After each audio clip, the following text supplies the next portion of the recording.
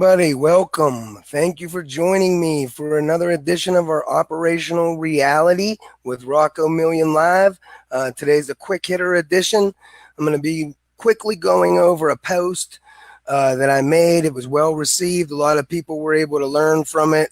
So I, thought it was worthwhile to make a short video glossing over the same information because some people, respond to the information better in a video, and some people respond to it better when they could read it, either way. But this is what was a pretty good post to explain our trade deficit and what that actually means for us, regular people, and not as an academic exercise, but what it means for our lives, our trade deficit and what our sectoral balances even are, and what they mean, and understanding this stuff, because it may sound boring, it may sound, irrelevant even, but this is not. I promise you, this is everything.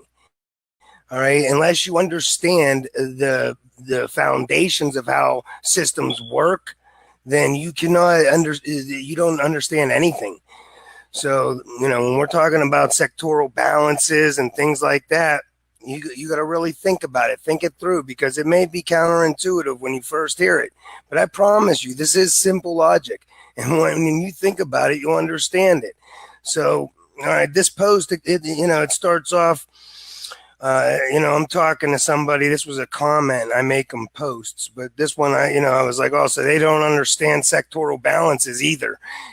First, our trade deficit could be a great thing, so long as our government resupplies the dollars lost to leakages. Our trade deficit, it means that we get the finite real resources of the world, all right, for our infinite dollars. And some people actually think that's a bad deal, but really in reality, it's not. It's a great thing. We don't need those offshore jobs. We don't need to toil in a factory making widgets for starvation wages. We don't need to do that stuff. We can instead obtain cheap imports and refocus our work directly on society, raising everybody's standard of living with things like nationalized top-notch healthcare for all, and green sustainable energy and infrastructure and child care and elderly care. This is what the federal job guarantee gives us. The federal job guarantee is a democratic means of production that's capable of increasing just about any production that we need for the general welfare of society, for domestic tranquility. It's an inflation anchor and an economic stabilizer superior to all. Okay, and I say that because it runs counter-cyclical to the natural ebbs and flows of the business cycle, which go up and down. When the business cycle goes down and business starts to lay people off, they lose their income and they can't buy production, and so business stops producing even more, and they start laying off even more, and more people lose their jobs and incomes. It's a downward spiral to the bottom. Only government intervention can solve it at that point, because only government mints and taxes dollars.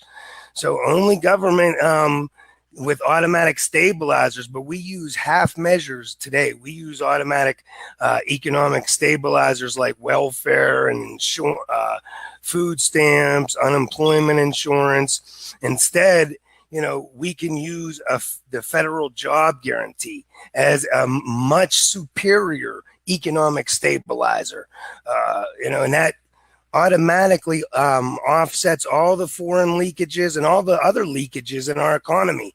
When I say leakage, I mean dollars that are leaving our economy. All right, because we run a trade deficit, so that means we're net importers. We get the finite real resources of the world for our infinite dollars. All right, so that means we're losing those dollars, though, which ain't a big deal, but government needs to replace them. We don't need to chase those jobs down that we lose, because we got tons of work all over America right now that's, essential to the general welfare, and it's not getting done. So, with a federal job guarantee, we got all the work we need to raise everybody's standard of living right now and meet everybody's base needs.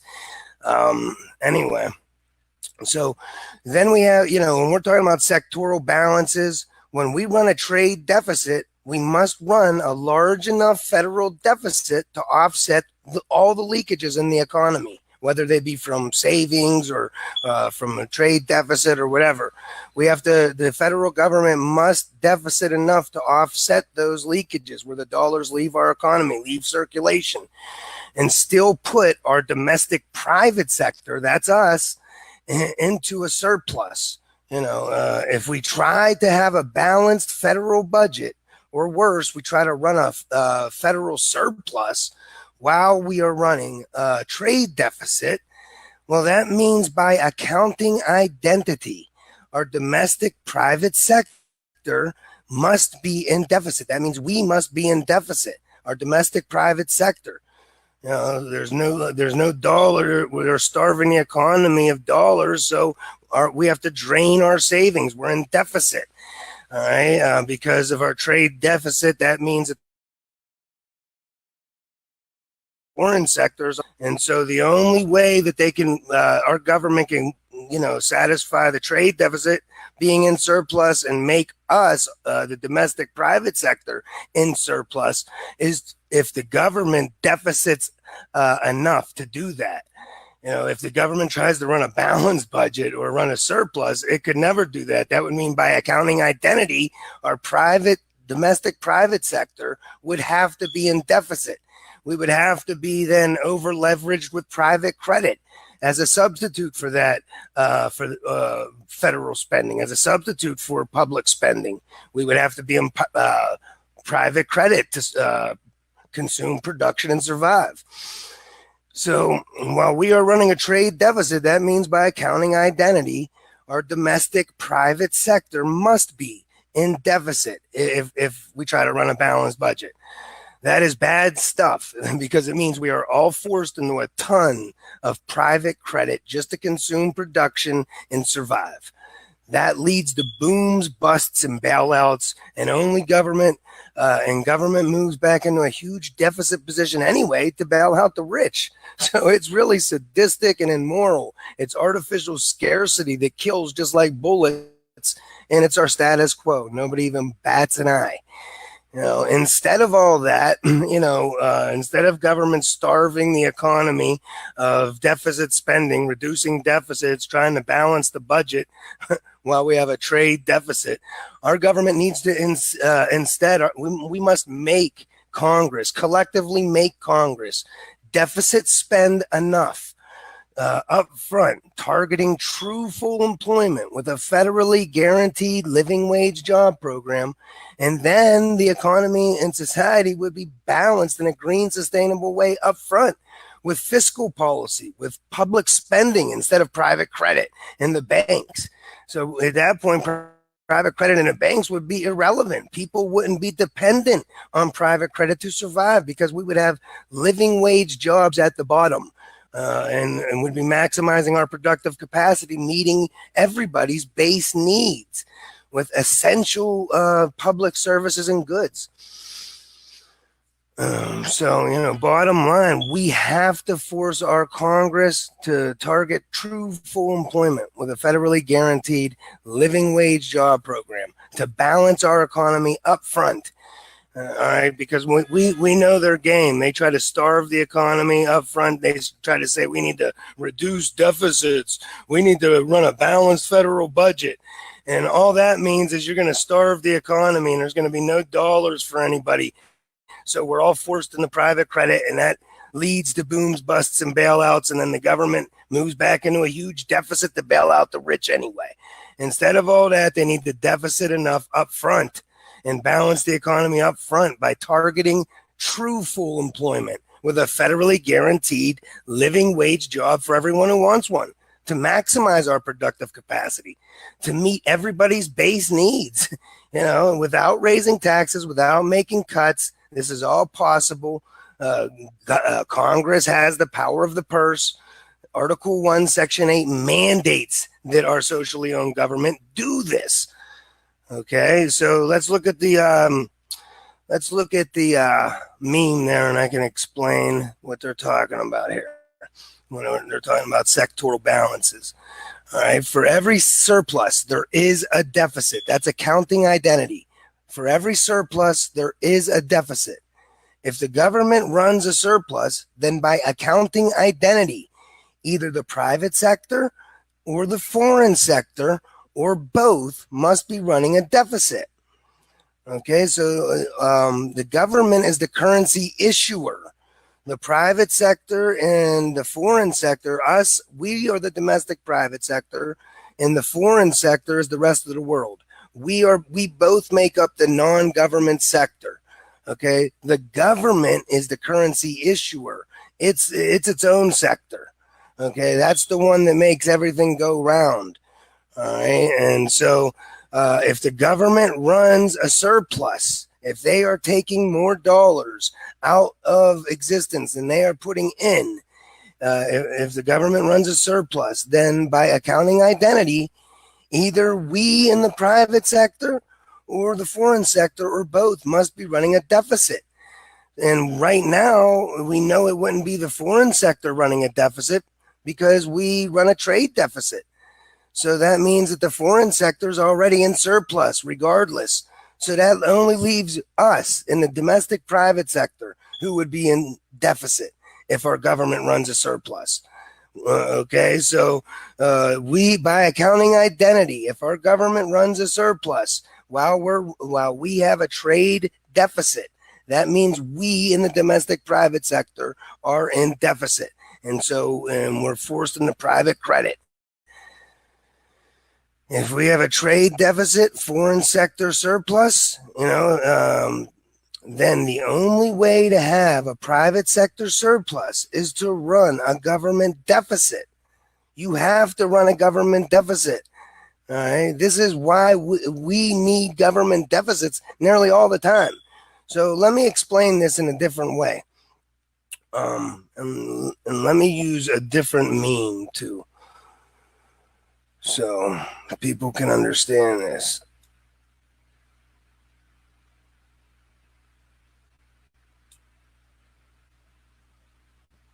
Oh, I dropped it. Well,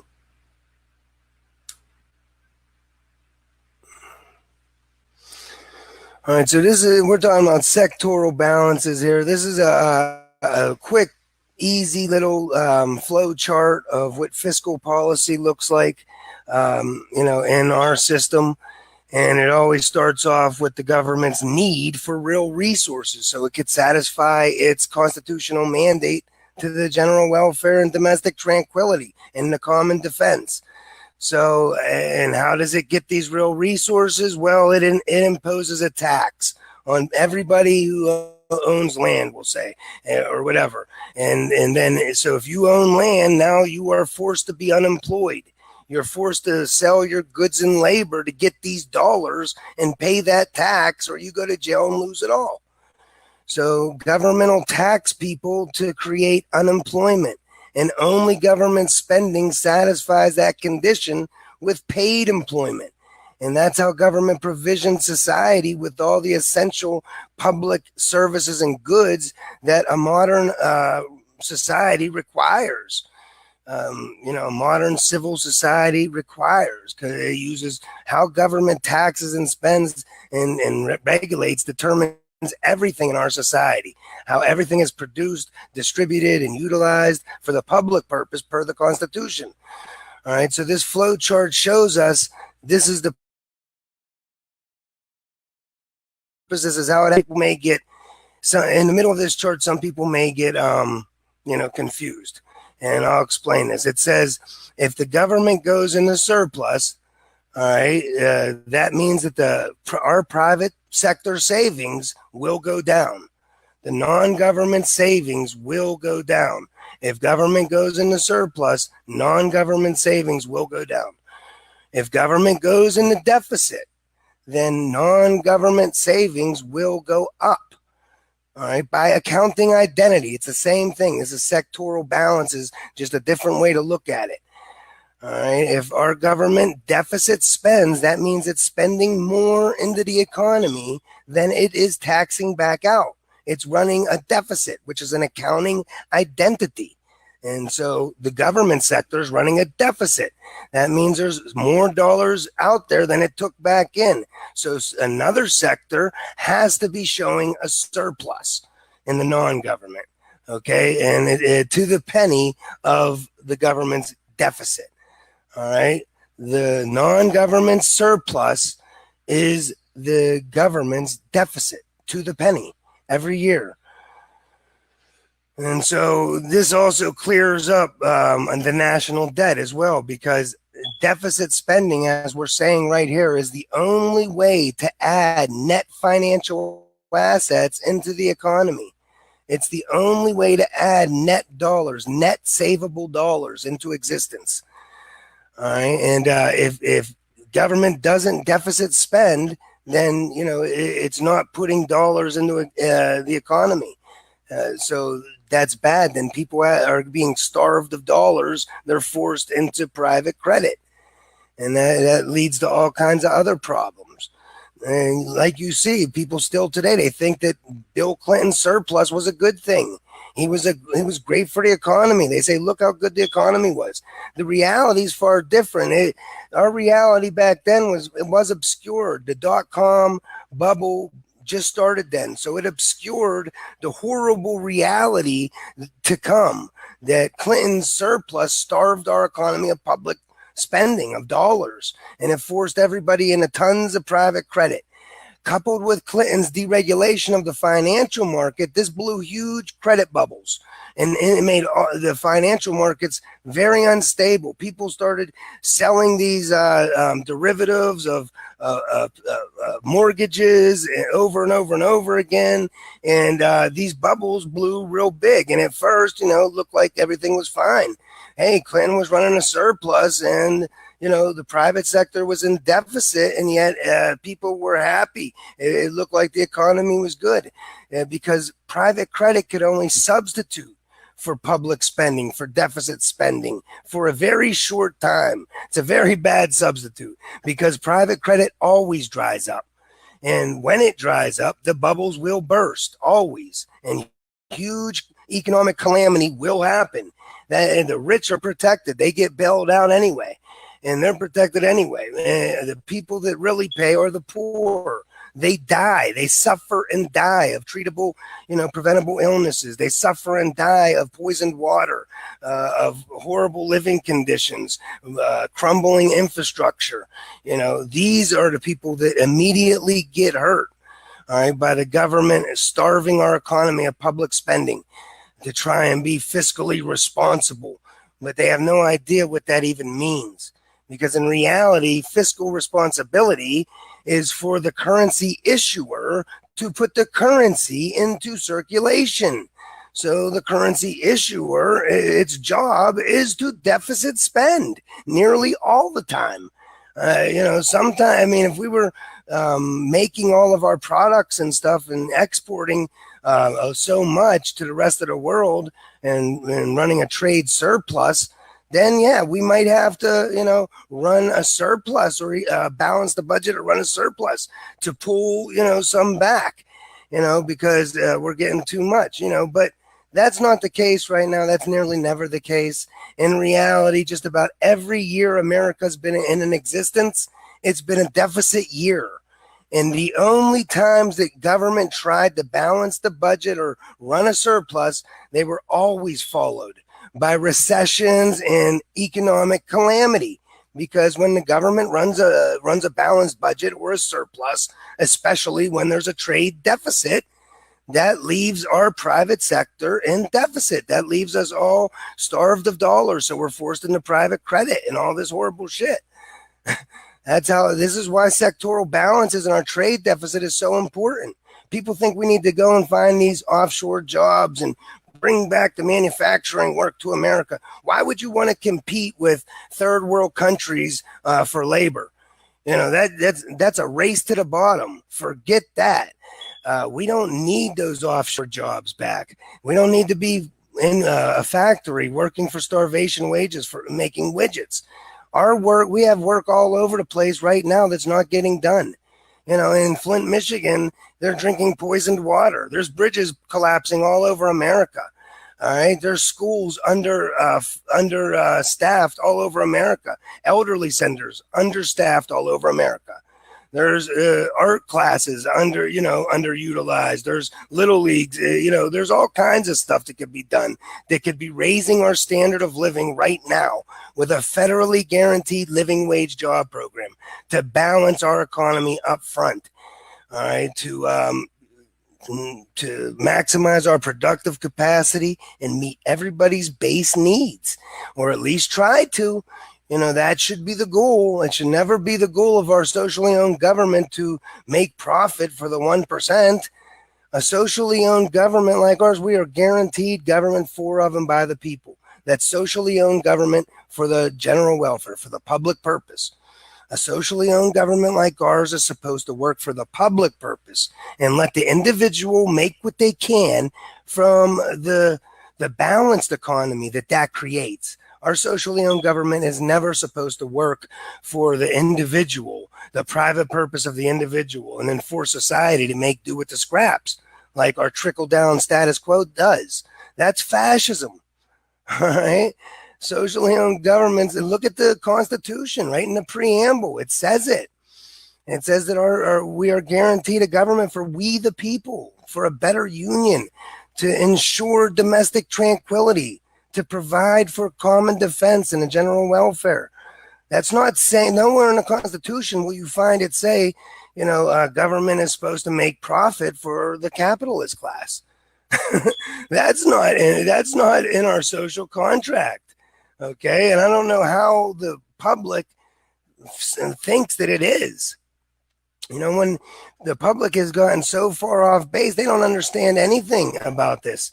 They think that the free markets are more efficient than government, as the free markets, only exist in the private sector. In the private sector, the government owns the private sector completely with its power to impose tax and then be the monopoly issuer of the only tax credit, dollars. So nobody in America even owns land. All right. We all rent. We all pay tax. Just like communist China, we all pay tax. All right. And so there's no free market other than the black market, just like communist China. The dollars in your pocket don't even belong to you. They're the government's, and they're subject to recall taxation at any time per the Constitution. You're only allowed to spend the government's dollars on the government-regulated economy, buying government-regulated goods and services. So in reality, we're much closer to central planning of communism, much closer to central planning than we are free markets in reality. And that ain't my opinion. That's a fact. In reality, nobody owns land in America. We all rent. We all pay tax. Tell me I'm wrong. Even churches, they don't pay tax, but if government needs their land, they can use eminent domain and take their land. Indian sovereign land. Government can use eminent domain and violate sovereign Indian burial ground, sovereign Indian land. We saw it with the Dakota Access Pipeline. Government is the supreme authority, period. So don't let them tell you any different when it comes to helping the people. When it comes to helping the people, they want you to think government's broken, impotent, can't do nothing. But when it comes to regulating them. Government's all powerful and too overreaching, so it goes in both extremes. We got to be able to call it out real easy. So here's another way of looking at sectoral balances. Let me put this down. Let me pull up this one and show you. Yeah. Okay, this is our U.S. sectoral balance as well. All right, and as you see, two lines basically. The third line, the dotted line, I think that's our trade deficit. No, that's not our trade deficit because it's under. The third line is our percentage of GDP or something like that. I don't know. But the two lines right there, that's the government sector and the non-government sector. And they're like a mirror image of each other. Okay? The government sector is just the government. They're their currency issuer. All right? And the non-government, that's us. And the foreign sector, the rest of the world. We both make up the non-government sector.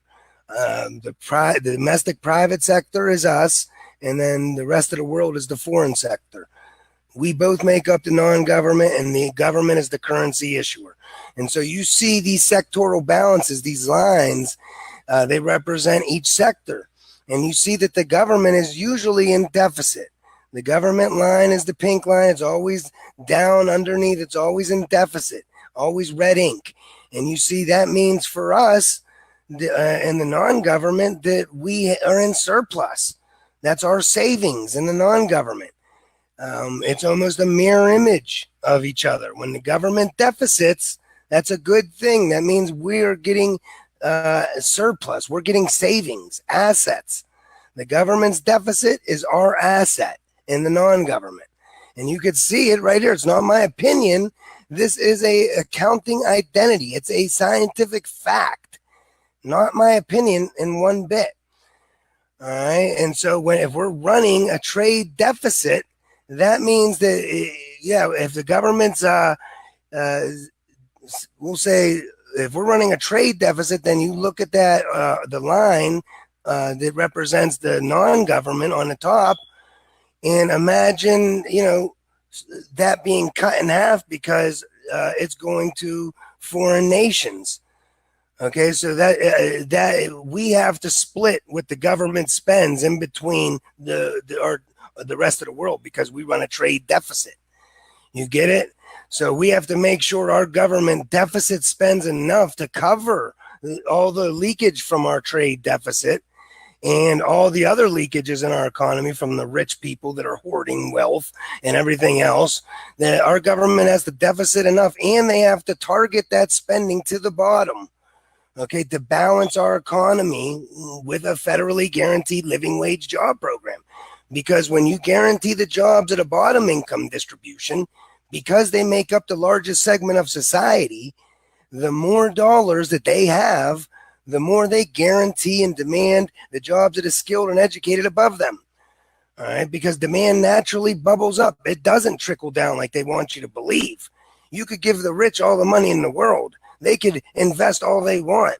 They can make the very best products in the world. If nobody could buy their production, they're going to go out of business every time. So the rich are not the job creators. All right. Only a balanced economy creates the demand necessary to create jobs and growth.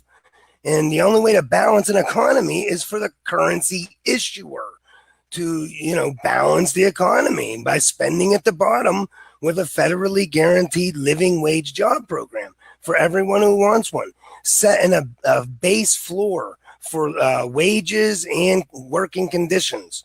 All right, without even a mandate to the private sector. We wouldn't even need a minimum wage. We can repeal it. Who cares? Because now with a federally guaranteed living wage job program, now automatically the private sector, the capitalist class, they would have to beat the federal living wage just to attract labor out, just to attract the labor workforce out.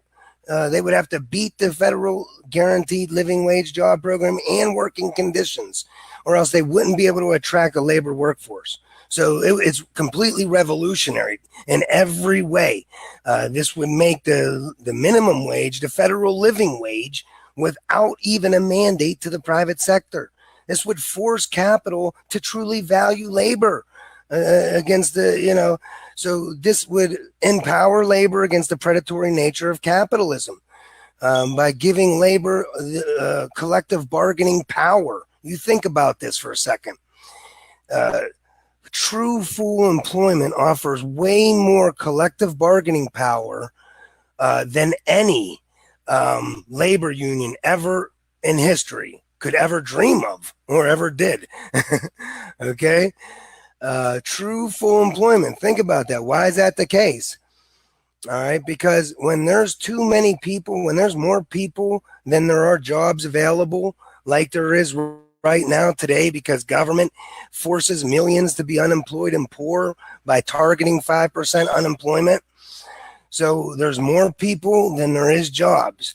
All right, that means then you're always going to have people having to outbid each other and work for starvation wages. All right, that drives down everybody's labor. So that's no good. If instead you have a situation where government, keeps a buffer of full employment with a federal job guarantee and makes sure nobody goes without a job and an income.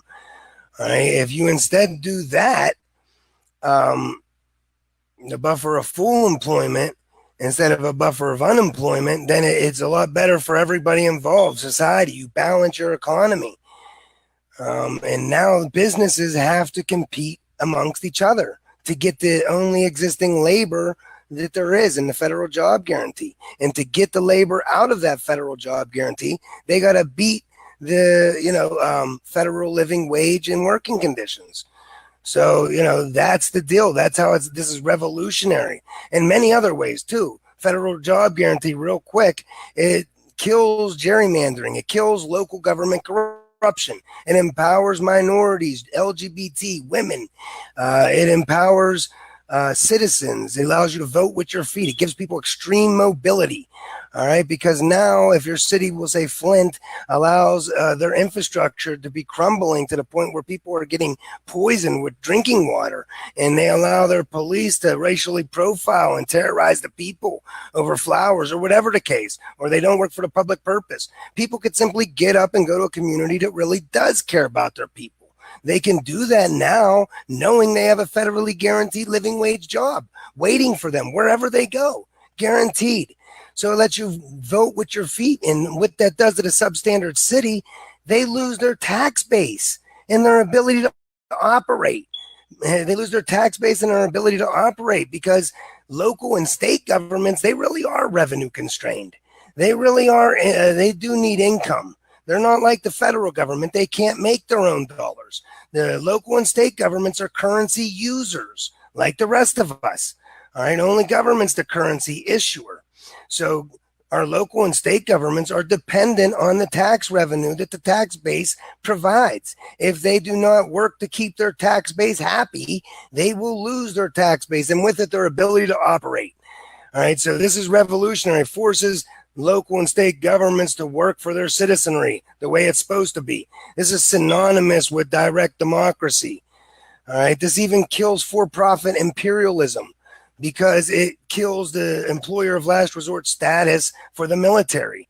It kills their leverage to recruit poor people all over America that are insecure and vulnerable under class warfare, targeting unemployment and fostering starvation wages. So people are so insecure out there that they're willing to go to the military as the employer of last resort, as the most stable career opportunity. I know this firsthand. I was one of them. If I could have stayed home with a living wage job, I would have. And if this was the case, without people to fight their for-profit wars, all right, America would have to, they'd be forced to abandon its goals of empire and truly fight for our rights against all enemies, foreign or domestic, whether it's rogue nations or a domestic capitalist class. That would be the only way the military can attract enough people to feel patriotic enough away from the federal job guarantee to go into the military in the first place. All right. So this is what I'm saying. It gives the people power. It gives you collective bargaining power. All right. When both parties killed the full employment policies in the New Deal in the 70s and they started targeting unemployment, forcing millions to be unemployed and poor, while our communities crumble in need of work that's essential to the general welfare. Think about all this. So, yeah, let me show you this again. And now, this is a different way to explain it yet one more time. It's saying the same exact thing. But, yeah, you've seen the sectoral balances in the last graph. That proves that what I'm saying is, this is not opinion. This is a fact. It's accounting identity. When the government deficits, you see its line go down. It's deficit spending. It's spending more into the economy than it's taking out. So you see our line going up on the top. The pink line's the government. It's going down. It's deficit spending. The accounting identity of the government is in deficit. You see our line in the non-government go up. Our accounting identity in the non-government is in surplus. And, what you don't see is some of that surplus is going to our trade deficit, and some of it is going to us in the domestic private sector. We're both part of the non-government on the top, green line. And so when you look down when Bill Clinton ran his surplus around 97, and you see that this all changes. Usually government's in deficit, of course, because that's the only way to put dollars into existence. It's the only way to put savings in existence for us. So naturally, yeah, government has to be in deficit. But people don't understand this simple logic. So when Clinton ran a balanced budget and worse, a federal surplus, people actually thought it was a good thing. And they predicted from the CBO office that surpluses for as long as the eye can see. Clinton fixed the economy and cured the business cycle, the ebbs and flows of the business cycle. People like Dr. Stephanie Kelton and Warren Mosler, they weren't so sure. They weren't fooled. They understood sectoral balances. Okay, if our government runs a surplus by accounting identity, the non-government must run a deficit. And we are in the non-government because our domestic private sector and the foreign sector is still in surplus because we run a trade surplus deficit with them. So their sector is part of the non-government, the foreign sector, and they're going to be in surplus all the time because we run about a 5% trade deficit with the rest of the world. So the rest of the world is always in surplus. They're part of our non-government sector. All right. So now the only way to make our domestic private sector also in surplus is if government runs a big enough deficit to first cover the trade deficit and then put our domestic private sector also in surplus with extra savings. If our government would try to run a balanced federal budget when we run that trade deficit, that means then by accounting identity, because the foreign sector is in surplus and the government is balanced, that means by accounting identity, our domestic private sector must be in deficit. And you look at the chart here, you see what happens to the private savings. When the government line goes above and it goes into surplus, our private savings go down in the deficit. Now that's bad. You see, deficit for the government is good. It's good. The government's deficit is good for us. And it's good for the government. It's the only way to put dollars into existence. But, debt for us, personal debt, is a completely different animal. All right, that's different. Debt for us, we really are revenue constrained. We do need an income. We don't have we can't make dollars by decree. I can't, just make a congressional law and make dollars in my basement. Only government can do that. So debt for the government is very different than what debt for us is. So government debt is our asset in the non-government. Those are our dollars in existence. When government spends more than it could tax, those are our dollars in existence. I talked way too long on this, but I wanted to, I needed to talk about it a little bit. Hopefully everyone can see now. This is an opinion. because look what happened to our private sector. We went way in deficit, and we all know that we blew these huge credit bubbles at that time. And it obscured the fact that our private sector was in deficit. So people thought that Clinton was great. He was good for the economy because this credit bubble blew in the .com and the housing bubbles blew, and he was deregulating the credit. So these bubbles blew big. People were making tons of money on derivatives and crappy finance. And so people that obscured the fact that our domestic private sector, as shown on the chart, was in deficit. And we were over leveraging ourselves to the eyeballs with private credit. For most of us, our savings was in our house. So we had to refinance our house. Those mortgages were sold as derivatives over and over and over again, and risky and shady financial trades and things. And it was all deregulated, and credit was made kind of cheap by the Clinton administration, who was starving the economy with his surplus. You see, that's why I say that. He was starving the economy with his surplus. And then eventually that credit will dry up and the dot-com boom busts. All right. And the housing crisis will eventually bust. And the credit card crisis will bust. And the student loan crisis will bust. And then that causes huge economic calamities. And the rich are protected either way. Even if they're not bailed out, they're protected. They got more money they could ever spend. It's the poor who die and suffer, because of a little bit less money, because of $100 less a year. Literally, that's how much.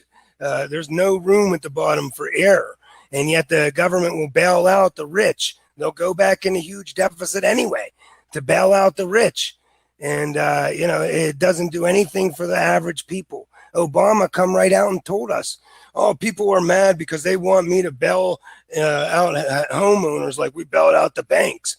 But what they don't realize is, private credit gives us about $8 for every $1 we spend, as if that matters or would be, any way advantageous to anybody. But the 1%. The fact of the matter is, credit is always worse than public spending. All right.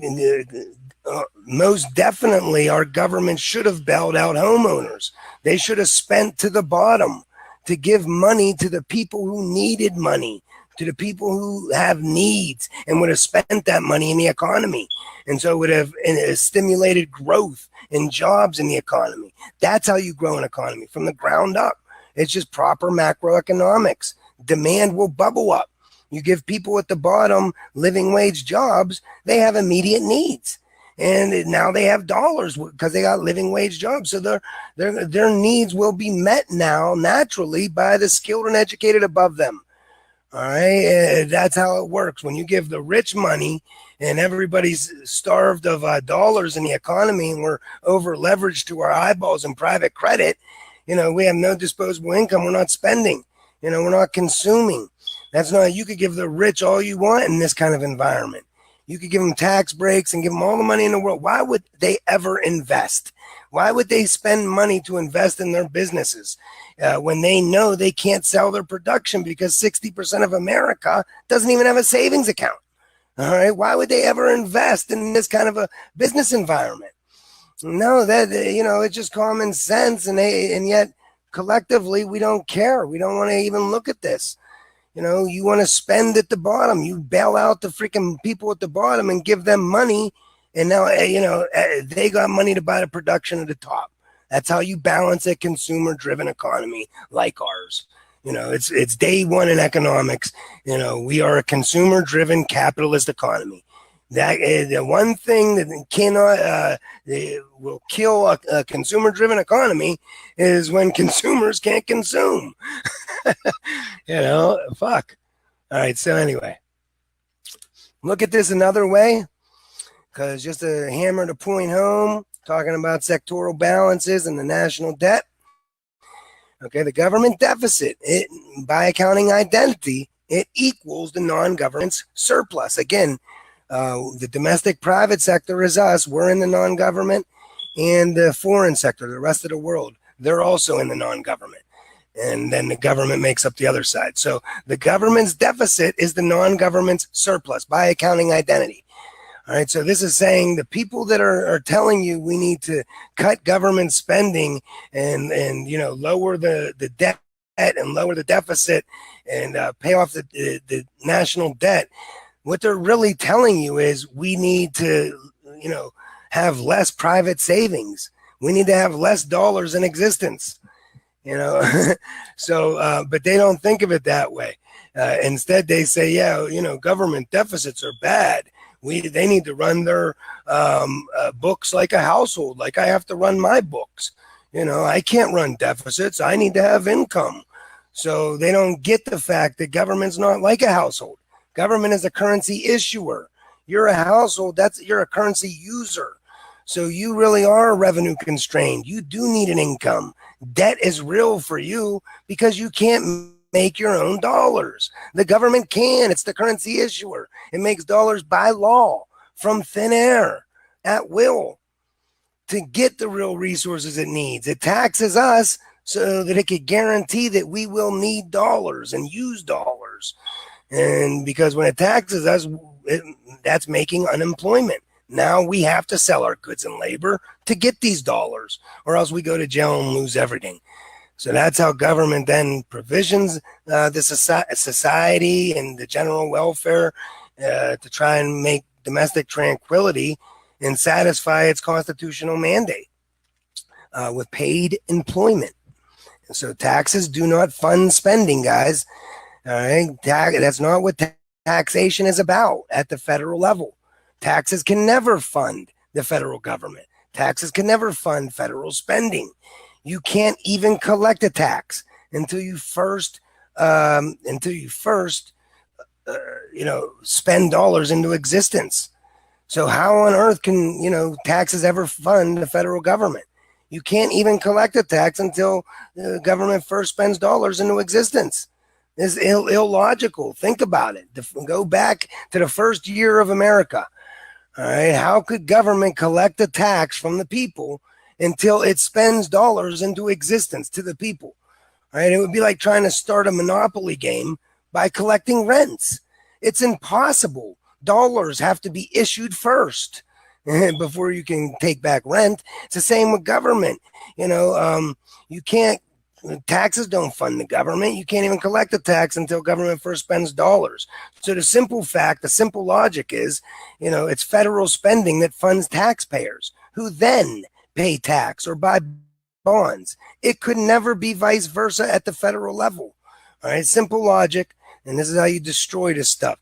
Anyway, this government deficit equals the non-government surplus. All right, so that means however much government deficits, it's spending over what it's taxing out. All right, it's spending more dollars into existence than it's taxing out. Those dollars are going somewhere, and they go into our sector as assets. All right, because they're the government's debt. It's the government's liability. Government's promising to accept dollars back to extinguish tax. So it's the government's debt, and it's our net asset because we could use those dollars to satisfy our tax obligations. So by accounting identity, the government's deficit is our asset in the non-government. So now, because we offset these deficits with government treasuries, all right, with savings bonds, that's what we call our national debt. All right, so our national debt is just all of these deficits added up, and then we offset them with treasury bonds. All right, and if, like we already said, deficit spending is the only way you get net savable dollars in existence, and then we offset those with bonds, then our national debt is simply all the deficit spending added up, which is just simply all the dollars in existence that have yet to be taxed back yet. That's all the national debt is. That can never be a burden on a monetarily sovereign government like ours unless the debt is too small, because that would mean then we're starving the economy of dollars and people are forced into private credit, creating instability and problems.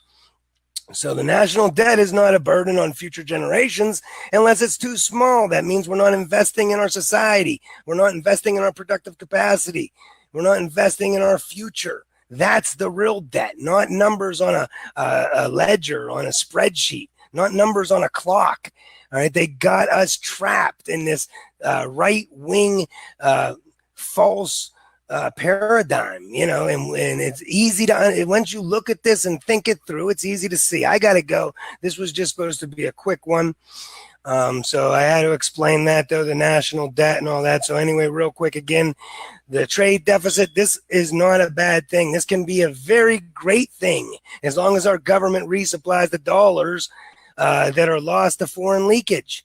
All right, so if it does that, and it could do that easily with a federally guaranteed living wage job program, which automatically targets the budget to the required amount to achieve true full employment. So it would automatically offset all the leakages in our economy and still put us in surplus in the domestic private sector. All right, and that's how you balance the economy up front, with living wage jobs at the bottom, maximizing our productive capacity, meeting everybody's base needs with essential public services to ensure domestic tranquility as guaranteed and mandated by our Constitution. But it's up to us to make this happen, because just because we're guaranteed these rights with our Constitution, we have this social contract. If we collectively accept our socially owned government working for the private profits of the 1%, and at the expense of its public purpose, then we're going to get fascism regardless of the system of government, regardless of the economic system, regardless of anything. I don't care if you're in a tribe. If you let your leadership work for their own private purposes over the public purpose, you're getting fascism. It's the same thing. And that's what we got here. We collectively allow our socially owned government to subvert its public purpose, our public purpose, to work for the 1% at everybody else's expense for profit. They put profit over people in society every day. Nobody should go without the basic necessities of life. We have way more than enough real resources to meet everybody's base needs in America easily. We could give everybody a guaranteed living wage job and give them jobs matched to their talents and interests. All right. And we could redefine work. It doesn't have to just be about profit. Work can be anything that's socially valuable. If government is paying you to take care of elderly people and make their lives better, that's a socially valuable thing that raises everybody's standard of living. This is the purpose of government and dollars and public debt to begin with. Look at the Constitution, Article 1, Section 8. It mandates Congress mint and tax to provide for the general welfare and common defense thereof. Preamble, to ensure domestic tranquility. That's why we have this government, to do this, guys. So make it happen. Don't let them use these scare tactics and bullshit narratives to throw you off your game. We don't need to fight to get these offshore jobs back.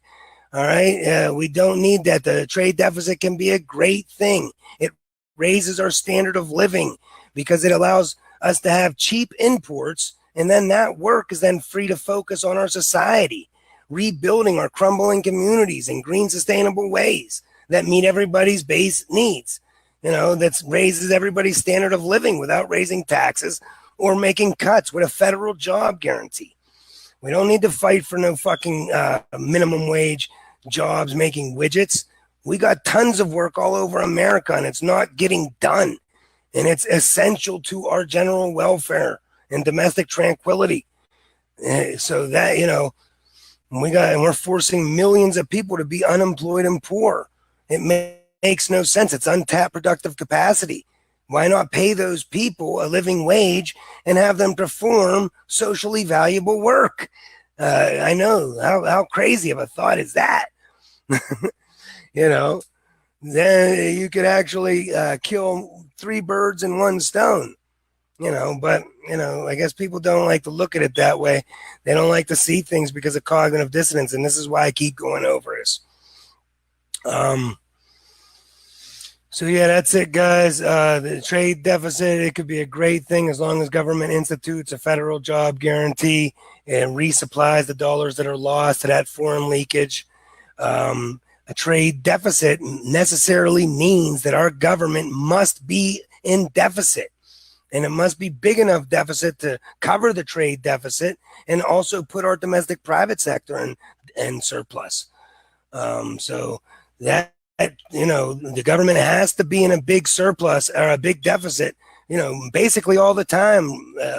For the last 20 years, we've run about 5% trade deficit. So that means we always have to be in a big deficit, federal deficit. If you're not, that necessarily means by accounting identity, if you try to balance the budget or run a surplus like Clinton did, by accounting identity, that means that we must be in deficit in the domestic private sector.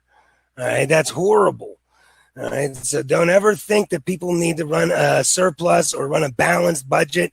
That's not a good thing for the currency issuing national government. Everything's backwards. It has to deficit spend to put net dollars into existence. The government's debt is our income. All right. And if government doesn't spend enough dollars up front, the only other option is private credit. And that's a lot worse. It's more unstable, and it only helps the rich, and it makes us live a precarious existence, relying on credit cards for milk and eggs and education and healthcare and transportation and housing and credit for everything. And credit leaves us in a precarious existence. One mistake away, one act of God away from being destitute. All right, it doesn't have to be this way. All we got to understand is our operational reality. We destroy all these lies and scare tactics, and we can collectively force Congress to just buy up all unemployment, maximize our productive capacity, balance our economy up front so that private credit and the banks are irrelevant and the Federal Reserve is irrelevant. All right, thanks, guys.